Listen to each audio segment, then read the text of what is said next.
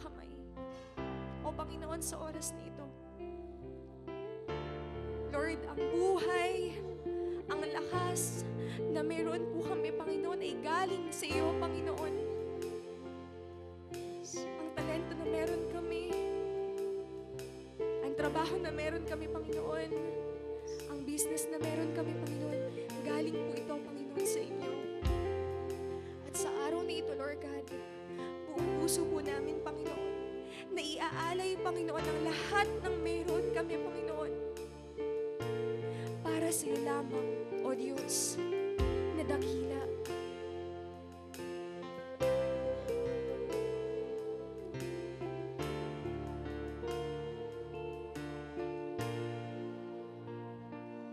Ang puso at buhay ko ibibigay sa iyo, lahat sa iyo. Ang puso at buhay ko'y alay sa iyo, lahat sa iyo. Ang puso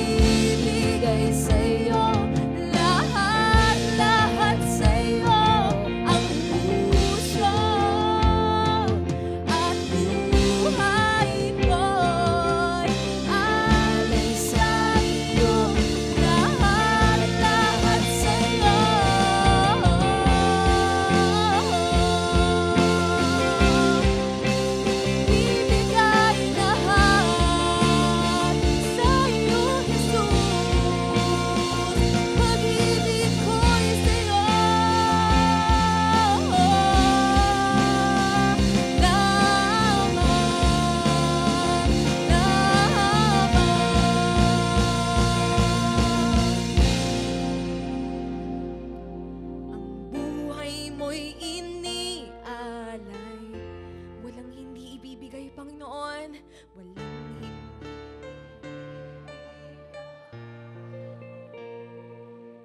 O Diyos, ako'y gamitin mo.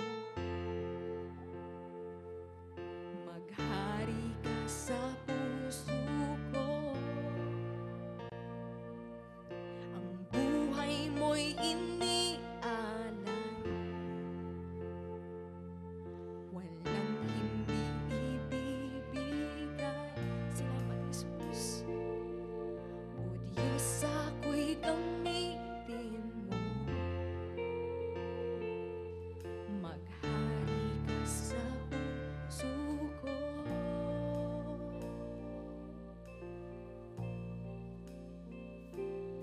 Hiling mo'y dinig ko.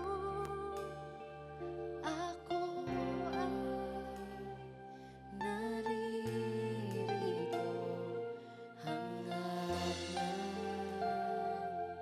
ng puso.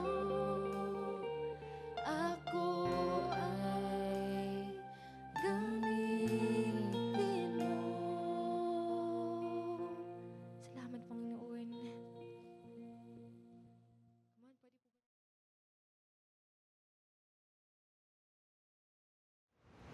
Welcome, Zion Christian Fellowship Baliwag, sa ating online midweek worship service.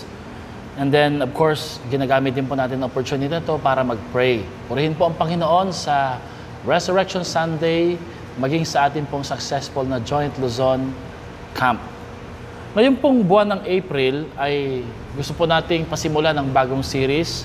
At ito po yung pinamagatan ko na Unleashing or Unleash Your Full Potential. Unleash your full potential. Ang verse po na gagamitin natin sa series na to ay magmumula po sa Philippians chapter 4 verse 13 at 2 Timothy chapter 2 verse 15. Sabi po doon sa Philippians, I can do, you can do, we can do all things through Christ who gives us strength. Of course, si Lord po ang nagpapalakas, pero tayo po ang gagawa. In other words, si Lord po ang pinagmumulan ng potensyal, ng capacity, ng abilidad, ng kakayahan na magawa ang mga bagay na gusto nating gawin, pero tayo pa rin po ang pahihintulutan ng Diyos na gumawa. 2 Timothy chapter 2 verse 15 says, do your best para kay Lord. At yan po yung goal natin dahil nakita ko po sa napakaraming challenge, napakaraming goals na inilatag po sa atin ng Panginoon through this church.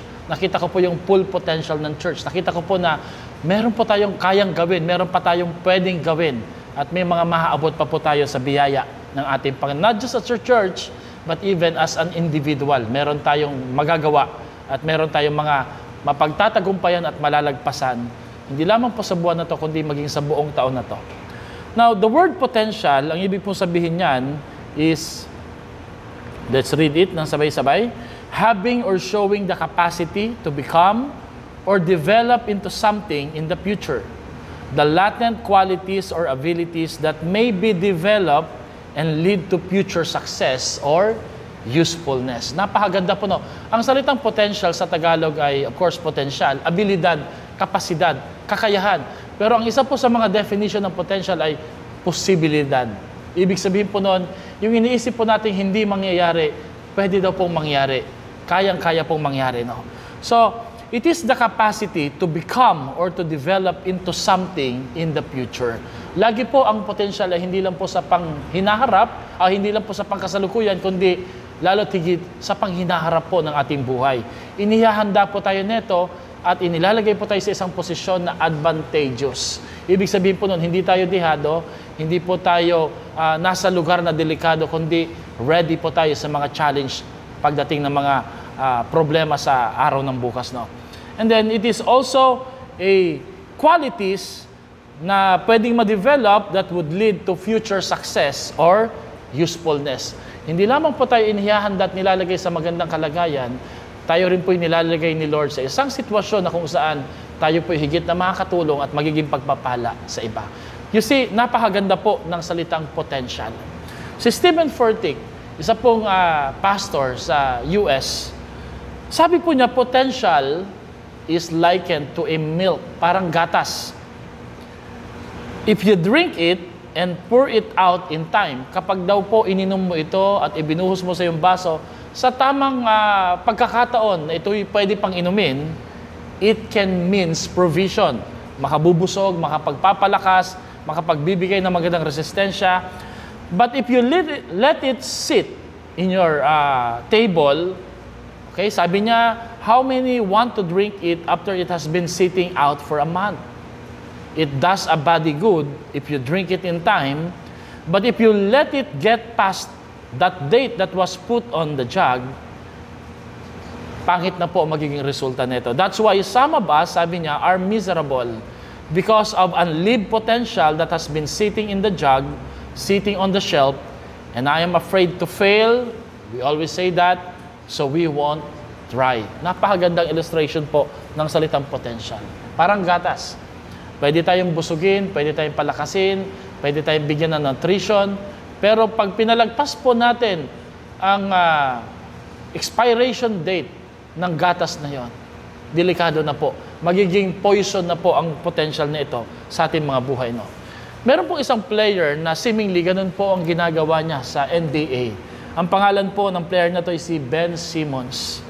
Sinusweldohan po ng milyones na dolyar. At ang tanong po sa kanya ng isang Hall of Fame legend na si Shaquille O'Neal, I would wanna learn how you can make 80 million and play only 55 games in 3 seasons.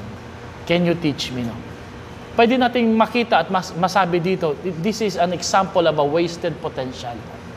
Kaya nga po maraming mga fans, maraming mga commentators, ang binabash po yung mga players po na minsan fini-fake yung injury nila, minsan naman po pinauupo sila during blowout games. Sabi nga ng the late and great Kobe Bryant, no, fans and people around the world pay a lot of big money just to watch and see us. So how can you sit on the bench and not play the biggest game na binigay sa'yo? No? So dito po natin makikita na pagkapala, ang potential po inupo lang natin. Itinambay natin, naglagay tayo ng maraming mga hindrances, mga dahilan, excuses, masasayang po ito. No? Our potential has become poisonous and we are miserable because we are not living on our potential. Kapag ka daw po hindi natin ipinagamit at dinevelop yung potential na bigay ni Lord sa atin, nakalalason po ito. And our unlived potential can be our funeral. Alam niyo po ba mga kapatid, as you listen to this message, yung nakaupo ngayon, ikaw yung tinutukoy ko, ikaw at ako, tatlo actually ang nakaupo sa upuan na yan. The ordinary you, the worst you, na pwedeng maging ikaw, pag hindi mo binantayan yung sarili mo, pwede kang magkalat, or the best and excellent you, kung you will discover, develop, and dedicate your potential sa ating Panginoon. So my question for you today is, what do you see in that chair in yourselves? Kung bakit ko po ito nasabi, kasi really po talaga totoo, there's a potential inside of us. Alam niyo po ba, for almost many decades ago, you and I have been facing a lot of challenges. Typhoons, economic challenges, political divisions, poverty, crime, drugs, prostitution, immoralities, lalo na po yung COVID-19 virus, yung artificial intelligence technology, at ngayon po lately ay yung El Niño saka El Niño. Alam niyo po ba sa tindi po ng mga problemang ito, yung mga problemang ito ay may kapasidad po para ilabas yung potensyal ng bawat isa po sa atin. Hindi tayo dapat malugmok, manlumo sa init ng panahon, sa kahirapan ng buhay, kundi this is a call for us to respond to the challenges of times na mag-rise above our situation. No? Ito po ay isang heat index na ipinakita po ng Pag-asa. Kung gaano po kainit sa buong Pilipinas nitong mga nagdaang linggo o araw. Talaga naman pong napakainit. Meron pong mga jokes sa Facebook na nagsasabing kaya daw po mainit kasi ganito daw po katindi yung init ng araw ng araw. No? Talaga namang masusunog ka. No? Pero alam nyo, kung biruan lang din pong pag-uusapan, may potential din po dyan. Bakit? Kung may gusto kang lutuin, tingnan nyo yung susunod na picture. For example, lechon manok, lagay mo lang daw po sa bubungan o kisame ninyo. Tiyak po malilitsyon, nakatipid ka pa po sa uling o di kaya po sa mantika. Ang Pilipino, kilala po sa very extreme, no? Tingnan nyo po yung next picture, no? Sabi dito, due to the high heat index, we advise the public to stay hydrated. However, the Filipinos would always drink coffee. Ayan, no? Doon po sa mga nag-swimming sa camp, ganito po, kagaya po ng isang sa mga anak ko, grabe po, nasunog na po ng araw, no? Nasunog na, no? Pero, unleashing our potential, kidding aside, no? Unleashing our potential is the key to future-proofing our lives. Alam niyo yung salitang future-proof, ito yung naghahanda sa iyo 5 years from now, sa isang buhay, sa isang kalagayan o sitwasyon na very advantageous sa iyo. No? Ginamit po kasi yung salitang future-proof sa mga cellphone, technology, pagbibili ka raw ng technology, dapat future-proof. Yung po bang pag binili mo, hindi siya mau-obsolete, hindi madaling malaos, makasasabay pa rin siya sa memory, sa bilis, sa response, sa camera, sa tibay, sa durability. So kung bibili ka raw po ng mga gadget, dapat future-proof. 5 years from now, relevant pa rin ba siya? Ganon din po sa buhay. We need to become relevant.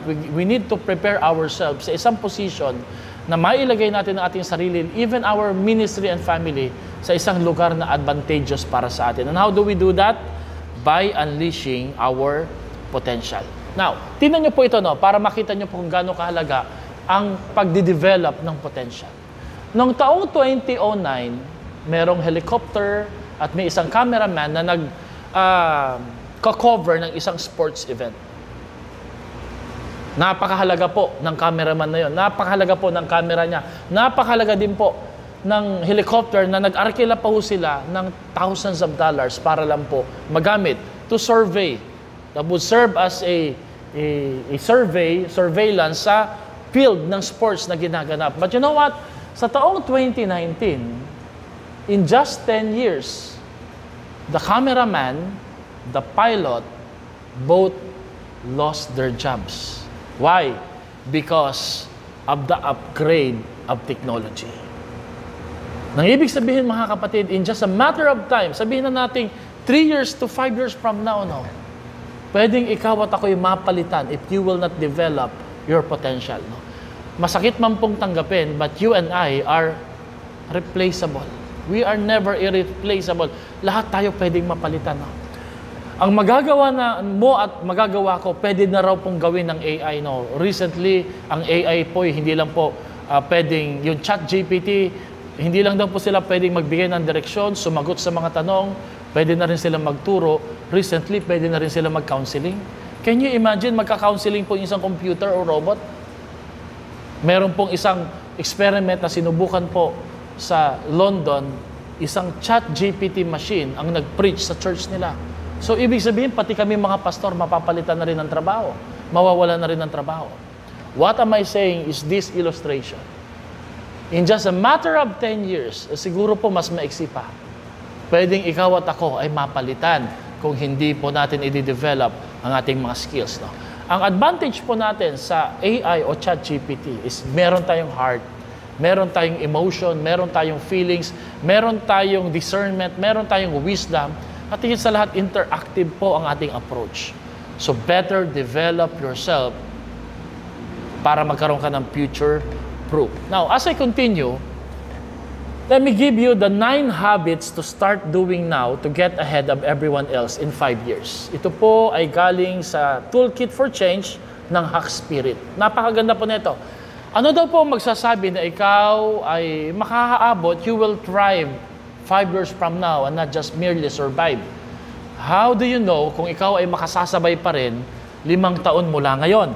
Now, you need to develop these 9 habits daw po. Number 1, you must embrace lifelong learning. Kailangan niya yung palang handa kang matuto. Education doesn't end with diploma or degree. Some of us would say, tapos na ako nag-aral, kaya graduate na ako, hinto na ako. Hindi po. Education doesn't end with diploma or degree. We need to expand our knowledge, our skills, and learn something new every day. Bakit? Kasi po, yung knowledge mo kahapon, yung knowledge mo last year, ay pwedeng hindi na po kagaya sa ngayon. Nagbabago po. Alam niyo po bang isang rules po sa counseling is competency. You need to upgrade yourselves day by day. Because po, pwede po yung alam mo last year, napapalitan na at nababago na po siya. So mga kapatid, mag-aral po ulit tayo. Let us develop some new skills, some new learning, and then prioritize your health. Ayan. Why? Because your health is your wealth. Do you agree? Overcome bad health habits now because your future self will thank you for it. Apply mo daw po yung 3 E. Ano po ba yung 3 E? Exercise, eat right, and then, ano pa ba yung isang E? Siguro may kinalaman sa sleep, no? Enough sleep. Eat right, exercise, enough sleep, no? So, napakahalaga po nito. In order for us to become relevant sa 5 taon mula ngayon, embrace lifelong learning, prioritize your health, alagaan mo yung katawan mo, huwag mong abusuhin. Okay? Ang danger po, biruan po namin, as we record this, no, nagpabili po ako ng matcha mango, napakasarap. Sabi ko, pagkatapos po ng El Nino na to, marami ho sa atin dito, may mga ubo, may mga sakit sa baga, at hindi lang yun, may diabetes. Bakit? Ang dami nating hinihigop na mga soft drinks, mga tea, mga shake, no? Babantayan po natin yung ating kalusugan, no? Okay? Number 3, cultivate a growth mindset. I-develop mo sa sarili mo na gusto mong lumago lagi. Hindi ka sarado. Hindi yung kung anong pinaniniwalaan mo noon, yun pa rin yung pinaniniwalaan mo ngayon. Although tama naman, pero be open for growth, no? Hard work beats innate talents. Yan po yung sinasabi po ni Carol Dweck ng Grit Theory. Pinag-aralan po namin yan. You are in control of your own ability. Learn and improve them. Challenge yourselves to do new things. Don't be afraid because the more you grow, the more you can achieve. So hustle. Mag-aral ka. Don't waste watching mga prank na nakakatawa lang.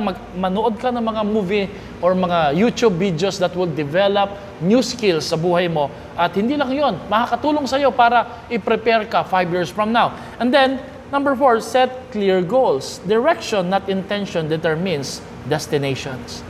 Goals are actually roadmap. Don't just plan, set clear goals. So, alam niyo, ibig sabihin ng SMART, di ba? Specific, measurable, attainable, realistic, and time-bound. Kailangan po may deadline. Di ba? Ang church may goals 5 goals. Ang church meron pong 5 focus lang at nilagyan natin ng 5 goals din po yan. At yun lang pong sinusunod natin, ina-upgrade natin, chine-check, ini-evaluate natin, and we see results. Why? Because we have goals. So, set clear goals for you to be prepared 5 years from now. Number 5, practice gratitude. I-practice mo yung pagpapasalamat. It shifts your focus from what's lacking in your life to the abundance that is already present. Overcome the spirit of discontent. Thankful people are fruitful people. This is a great mindset. Lagi tayo magpapasalamat. Huwag mong ikulong, iburo ang sarili mo sa kakareklamo, sa pakaisip ng mga negative. Always look at the positive side. Always be grateful kay Lord. Always be thankful with people na tumutulong at nag-a-assist sa'yo. Why? Because it will prepare your heart and your attitude sa mga pagbabago sa mundong ito, sa mga hamon. Number 6, help others succeed. This is included in 9 habits of starting doing now to get you ahead of everyone else in 5 years. Helping others succeed means there's always enough room for everyone to succeed. Hindi lang ikaw, lahat tayo pwede magtagumpay ng sabay-sabay. So help others rise and climb up the ladder, create a network of successful people. Yan po yung ginagawa natin dito sa church. Sa ating mga life groups, sa ating mentoring, sa ating mga training, sa ating mga camp, we want people to succeed. We want people to overcome their limitations and even their challenges. Number 7, embrace failure. In order for you to get ahead of everyone else in 5 years from now, embrace failure. Tanggapin mo na may pagkakamali. Matuto ka doon. Wag kang malungkot, wag kang madismaya. Failure is always a big part of success. It's a stepping stone. Don't be afraid to try and fail, but practice failing forward. Kung nagkamali ka, nagkatampuhan kayo, inamin mo na may pagkakamali siya, may pagkakamali ka rin, move forward. There's a word that says failing forward. Pwede ka magkamali, pero nagpapatuloy. Hindi pa atras, pa sulong, hindi po paurong. Bakit? Iwanan po natin yung mga tampuhan, yung mga girian, yung mga pagpopokus sa mga kahinaan, kamalian. Lahat naman tayo talaga nagkakamali. But the most important thing is we learn from it, we embrace failure, and we move forward. Number 8, stay focused. Kung meron mang isang bagay po na very challenging, yung pong the discipline of staying focused po sa ating mga buhay. Napakadali natin ma-distract. It is like a laser that cuts and will get you through your dreams slowly but surely. Always have the eyes on the prize. Direct your passion and fire to that one thing or to your goals na sinet mo sa iyong mga buhay. Pang-siyam at panghuli, be consistent. Success is not achieved overnight. It is the result of consistent, dedicated effort of time. It's about showing up and doing the work even when you don't feel like or like it. Even when it's hard. Consistency transforms average into excellence, habits into lifestyle, dreams into realities. It's not about being perfect. It's all about being persistent. So stick with God's plan to your plan. Keep moving forward. Napakaganda po ng siyam na to. Para tayo po, ma-unleash po yung potential natin. Hindi tayo mapalitan. Sabi mo nga sa katabi mo, mapapalitan ka pag hindi ka naghanda, pag hindi ka nag-right, pag hindi ka nagbago, pag hindi ka nag-develop. Amen po ba doon? Sabi po ni James Clear, isa po sa favorite ni Pastora na author ng Atomic Habits, you do not rise to the level of your goals. You fall to the level of your system. In other words, yung discipline. The faith, the habits, the mindset, the attitudes that you are cultivating today are the systems that will determine where you will be in 5 years. So how is your attitude? How are you responding sa mga negativity, sa kritisismo, sa correction, sa conflict, sa challenge, sa differences, no? Pag tayo po ay matampuhin, tayo po ay pinahayaan natin na mapangunahan tayo ng emotion natin, mapapag-iiwanan po tayo. Hindi lang po 5 years from now, even right now. kapag hindi po natin na-develop yung potential po natin. Okay? So, ito po yung gusto ko pong pag-aralan natin sa buong buwan ng Abril. At bilang pasimula, lagyan natin po ito ng Bible verse, Matthew chapter 25, 14 to 30. So the question for today is, how do we develop our potential? How do we develop our potential? Sa Matthew chapter 25, this is a story about the parable of the talents. Let's all read these verses. Ready, go. Again, the kingdom of heaven can be illustrated by the story of a man going on a long trip. He called together his servants and entrusted him his money to them while he was gone. So that's actually a potential. This man, the boss is God, Jesus, no? We are the servants na pinagkatiwalaan niya ng money or potential. So he gave 5 bags of silver to the one, 2 bags of silver to the other, and 1 bag of silver to the last. 5, 2, 1. Dividing it in proportion to their abilities. In other words, lahat tayo binibigyan ni Lord ng potential. God is the source of potential. God gave us the potential, but according to our abilities. Proportionate po. Sa kakayahan, alam naman ni Lord kung anong kakayahan natin. Kaya hindi tayo dapat magkumpara, hindi tayo dapat magselos, hindi tayo dapat mainggit, kundi tanggapin po natin. So, sabi dito, then he left on his trip. Umalis na po. Tingnan natin yung susunod na verse. The servant who received 5 bags began to invest the money and earn 5 more. Wow! Yung 5 abilidad o kapasidad or potential na binigay sa kanya ni Lord, in-invest niya. That's the right word, investment. And he accumulated 5 more silver sa kanya, pabalik. No, the servant with 2 bags of silver also went to work and earned 2 more. Very good.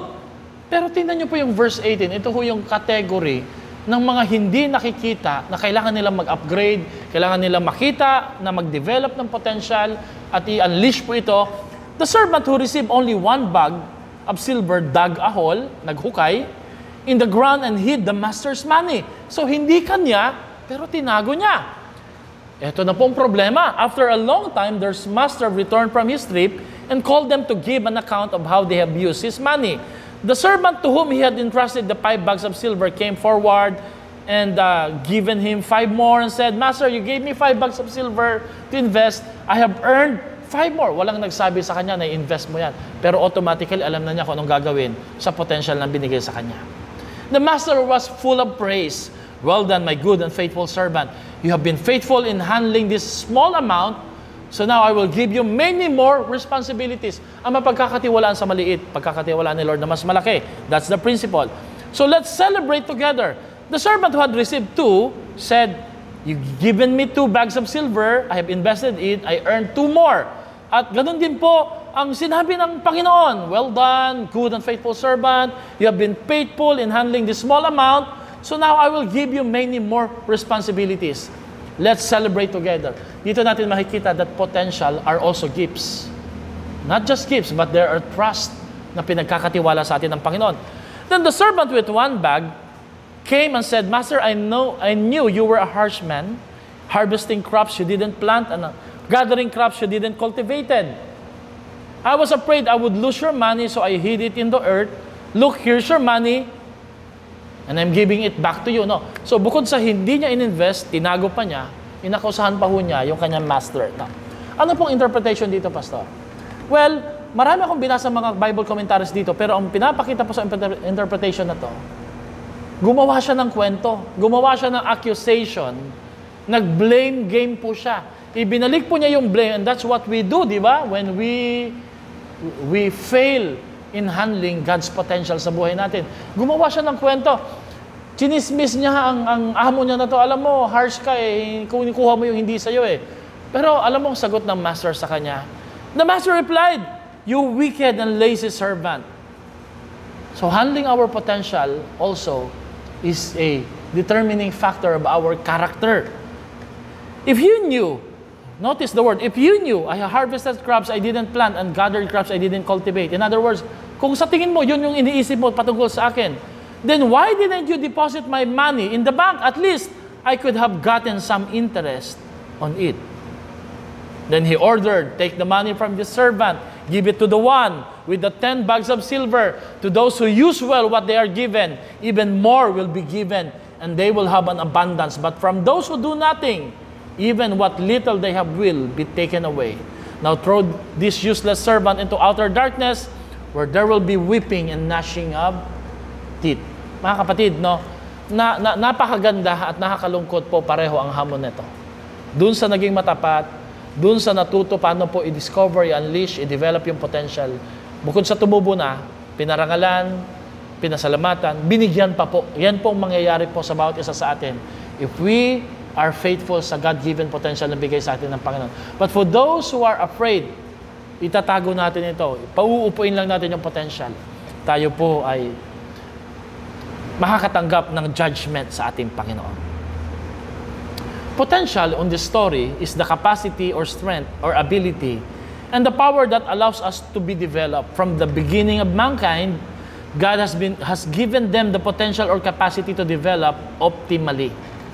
Potential can also be described as a talento, kapasidad, kakayahan, abilidad, posibilidad na binigay sa atin ng Diyos. Not just money, but even time, resources, strength, wisdom, the gospel, no, yung truth, yung growth na meron po tayo, no. Meron po tayong dalawang choice na pwedeng gawin dito. We bury it, we waste it away, or we use it and we make it as a blessing to the Lord and as well as to other people.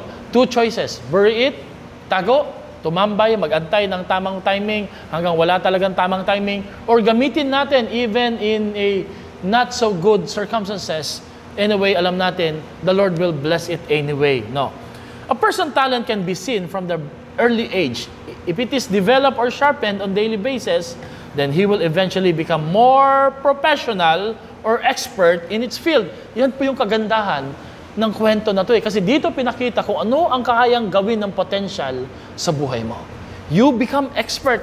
All the more, naging mahusay na negosyante ang nag-invest sa 5 na yun na naging 10. Yung 2 na naging 4 na dinagdagan pa po ng Panginoon. No? You see, pag na-develop natin, in-unleash natin yung God-given potential na meron po tayo kay Lord, it blesses us and the people around us. So therefore, potential is equals to prosperity. Do you want to be blessed? Do you want to prosper?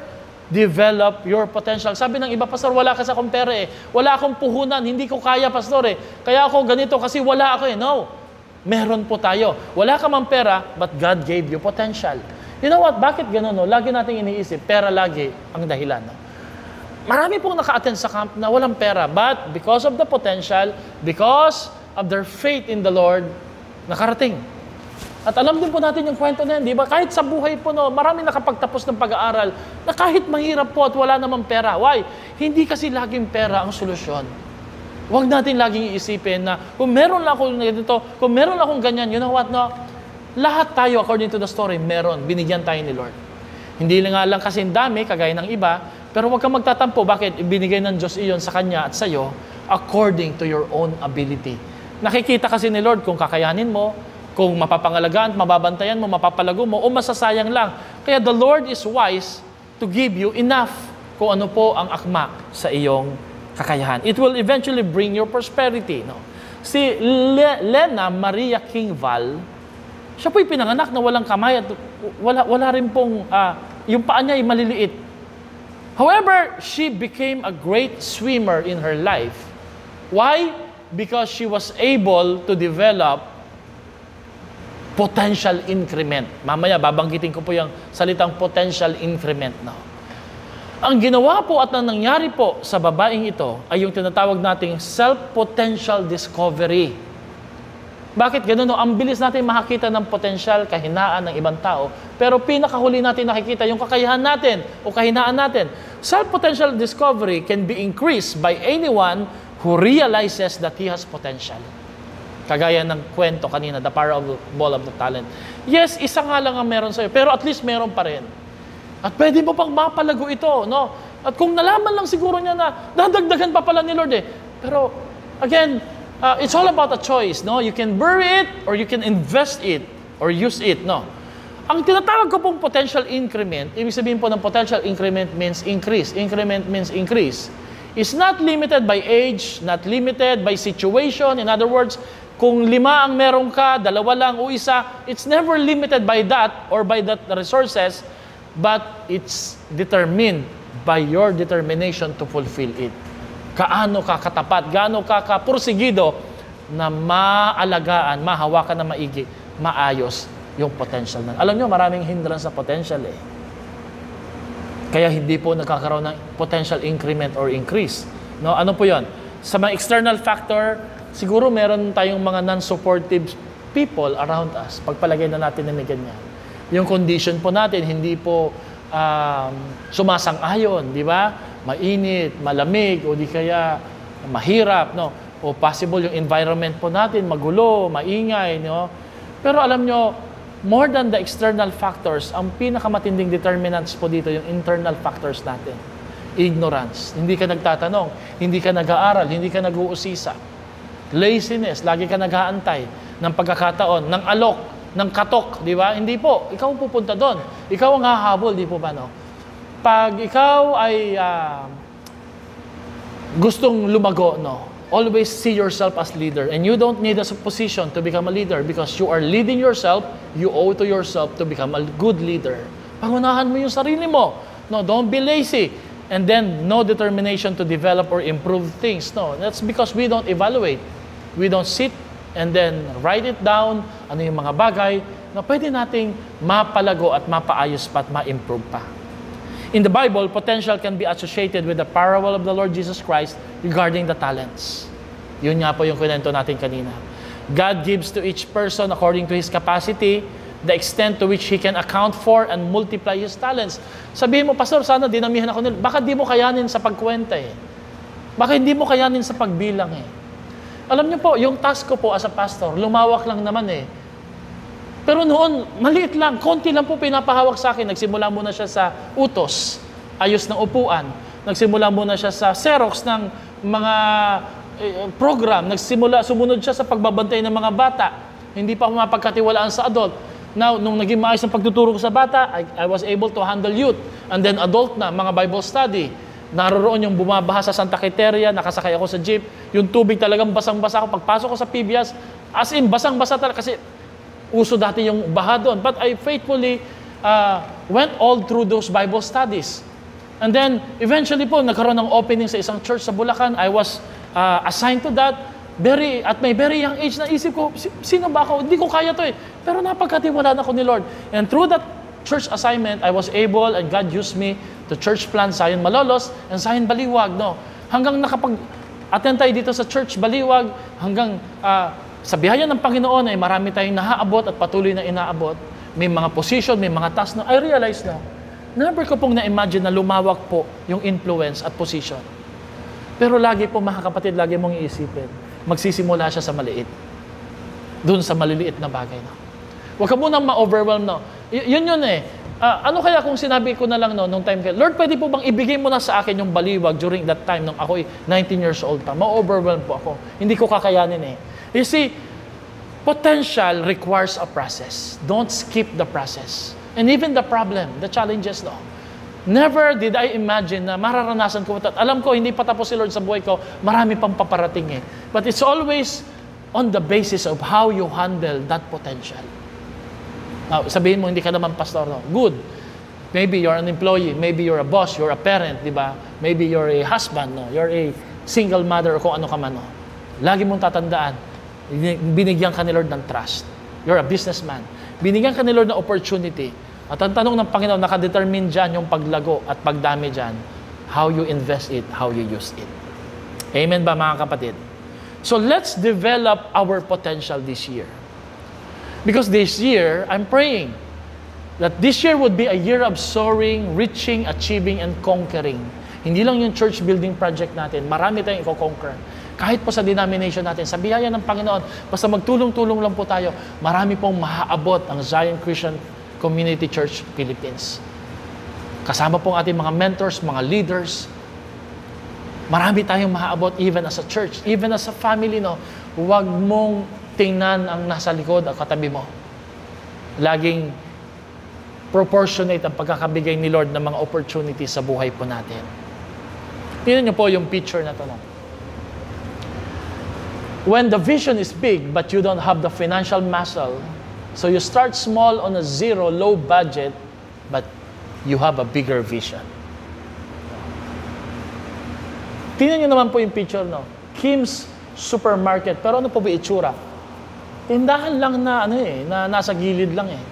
But look at the mindset, no? Huwag mong isipin na magkaroon ng malaking puhunan eh. Instead, develop a bigger vision. What do you see? Yung nakaupo dyan. Do you see yourself as the ordinary you, the worst you, or the excellent or the best na pwede po maging mahusay sa pagdating ng tamang panahon? Napakahalaga po ng bigger vision sa buhay po natin. No? Yung mga atake naman, huwag ka mag-alala. Bakit? The attack against you only indicates that there's a potential within you. Yun lang po laging iniisip ko eh. Pag may problema, makikita niyo po ito, no? Kung kailan may camp, kung kailan may encounter, kung kailan may project, lagi may challenges na darating eh. Pero lagi ko lang nakikita, kaya may atake kasi merong posibilidad na magandang mangyayari sa buhay po natin. Are you experiencing attack right now or problems? Learn to read between the lines. Huwag ka lang malungkot, mangiti ka rin at sabihin mo sa sarili mo, kaya ako inaatake kasi may papalabas na maganda sa buhay ko, sa pamilya ko. Amen? Amen po, no? As we are humbled by our difficulties, always remember that we are strengthened by the grace of the Lord sa buhay po natin. Andyan lagi yung grasya ng Diyos, hindi tayo pababayaan. Sabi nga po sa quote na to, you can't always have a good day, but you can always face a bad day with a good attitude. Good attitude.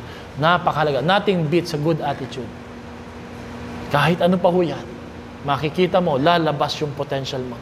Lalabas ang husay, ang galing na iniligay ng Diyos sa iyo. Huwag mong ibaon, huwag mong itago.